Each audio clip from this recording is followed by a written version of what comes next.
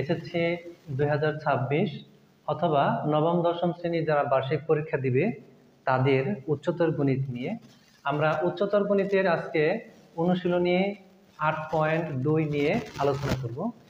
এই উচ্চতর গণিতের 8.2 যারা নবম শ্রেণীতে বার্ষিক পরীক্ষা দিবে তাদের এই একটি মাত্র চ্যাপ্টার পড়লেই একটি সৃজনশীল থাকবে এবং সেখানে নম্বর থাকবে 10।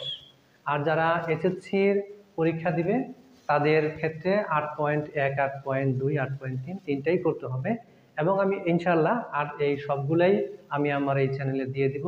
সে পর্যন্ত তোমরা আমার সাথে থাকবে। চলো আমরা অঙ্কগুলো এখন খাতায় করব।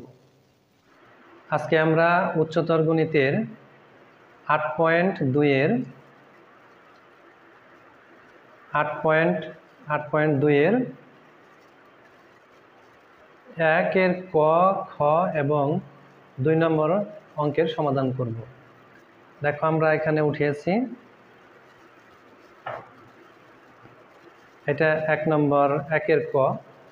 1 এর ক এখানে দেওয়া আছে cos π/4 by cos π/6 plus sin π/3। এখন এইটা আমাদের সমাধান করতে হবে।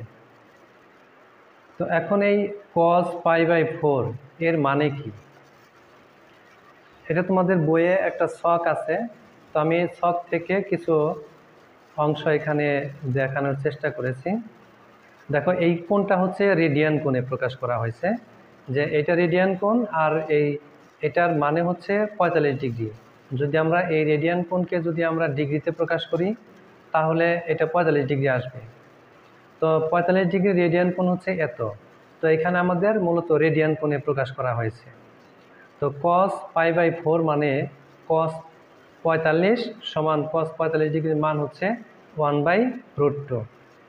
আবার এদিকে cos π/6 এর অর্থ হলো যে cos 30 ডিগ্রি। π/6 মানে এটা রেডিয়ান কোণ, এটাকে যদি আমরা ডিগ্রিতে প্রকাশ করি তাহলে এটা হবে 30 ডিগ্রি। তো cos 30 এর মান হচ্ছে √3/2। একইভাবে sin π/3 মানে sin 60 ডিগ্রি। তো এই sin 60 ডিগ্রির মান হচ্ছে √3/2। তো এই মানগুলোই আমরা এখানে বসাবো। এই যে এখানে দেখো cos π/4 মানে cos 45, তাহলে cos 45 এর মান হবে 1/√2।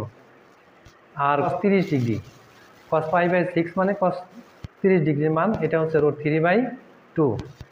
আর sin π/3 মানে sin 60 ডিগ্রি, আর sin 60 ডিগ্রির মান হচ্ছে √3/2।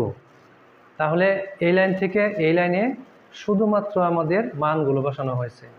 এই মানগুলো যদি তোমাদের জানা থাকে তাহলে এই লাইন থেকে এই লাইনে আর কোনো সমস্যা থাকার কথা না।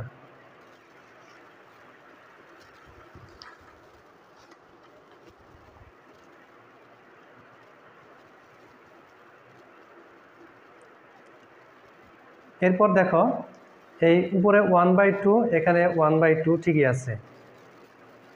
তারপর এখানে √3/2, এখানে √3/2, তাহলে এখানে লসাগু নেব আমরা 2। এই 2 দিয়ে যদি আমরা এই 2কে ভাগ করি তাহলে 1 হয়, সেই 1 দ্বারা √3কে গুণ করলে 3 হয়। এখানে √3 হবে। তো এখানে √3 প্লাস √3 একটা, √3 আরেকটা, তাহলে √3 দুইটা। তো √3 আর উপরে যা আছে 1/√2 ঠিকই আছে, আর নিচে হচ্ছে 2। এখন এটা একটা জটিল ভগ্নাংশ হয়ে গেল।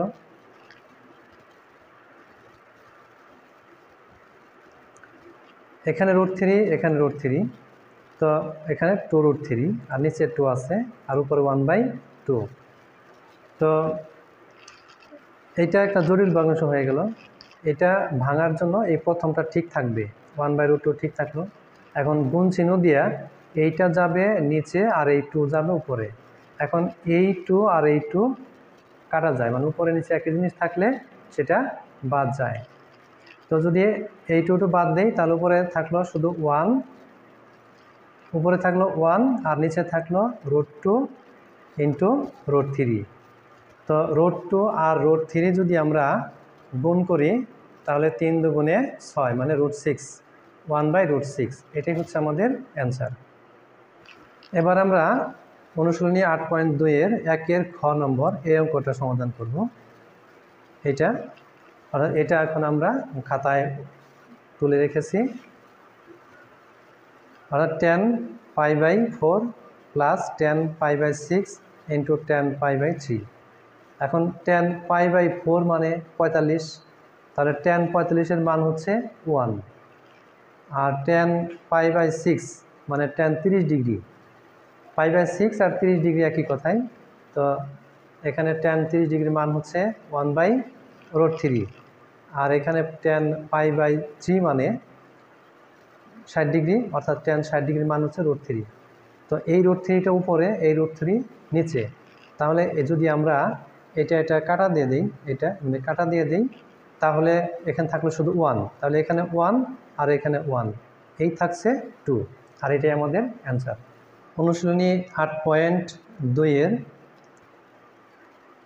2 নম্বর দেওয়া আছে cos θ সমান 4/5 এবং π θ < 3π/2 হলে tan θ এবং sin θ এর মান নির্ণয় করো।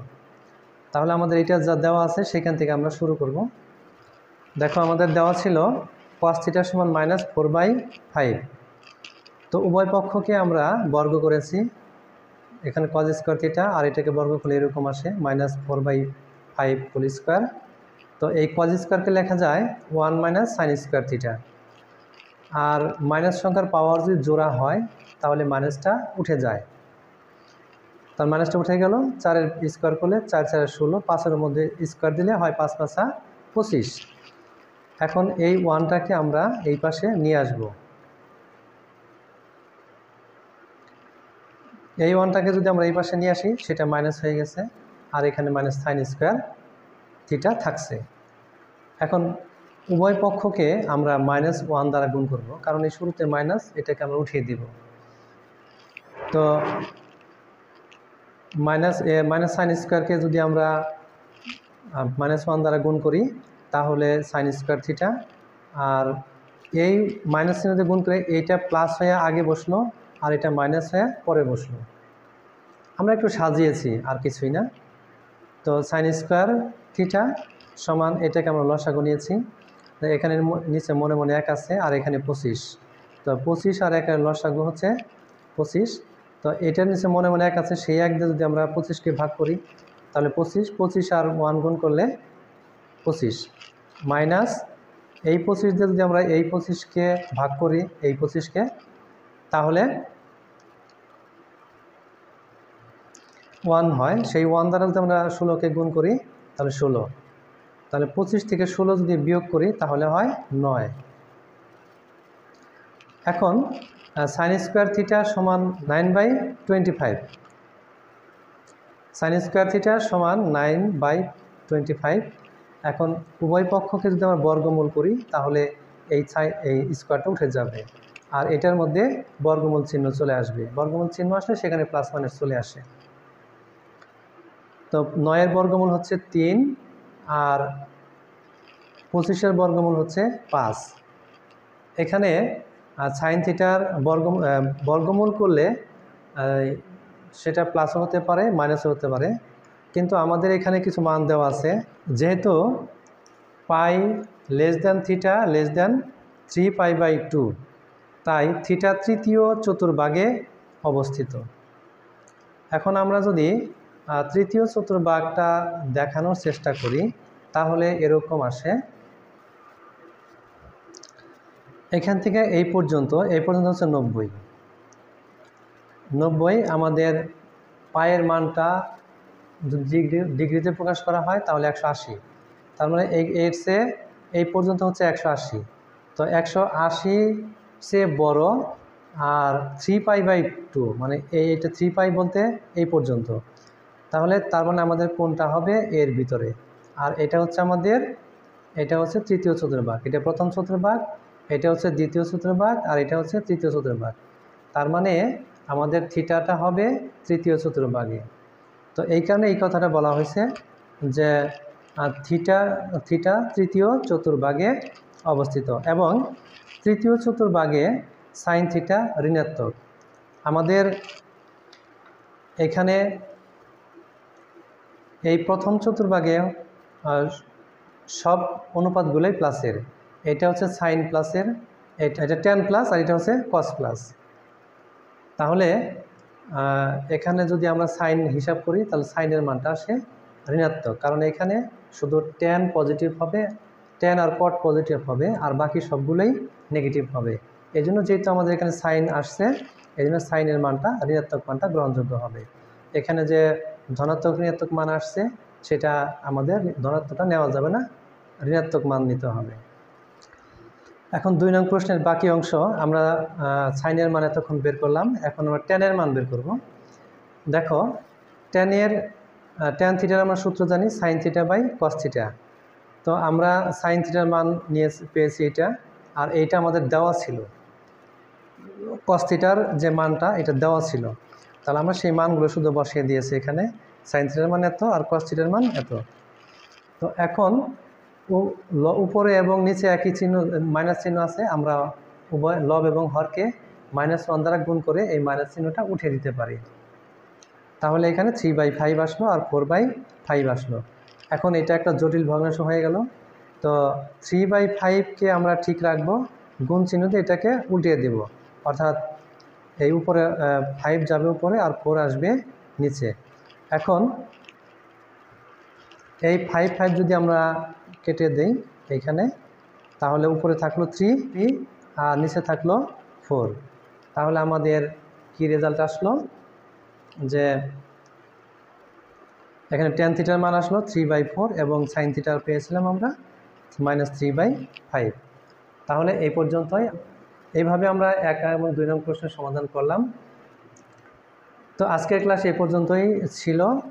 তো পরবর্তী ক্লাসগুলো যদি পেতে চাও তাহলে আমার চ্যানেলটি সাবস্ক্রাইব করে রেখো আর ফেসবুক পেজটি ফলো করে রেখো, তাহলে পরবর্তী সকল ভিডিওগুলো পাবে, আমি ইনশাআল্লাহ দেওয়ার চেষ্টা করব।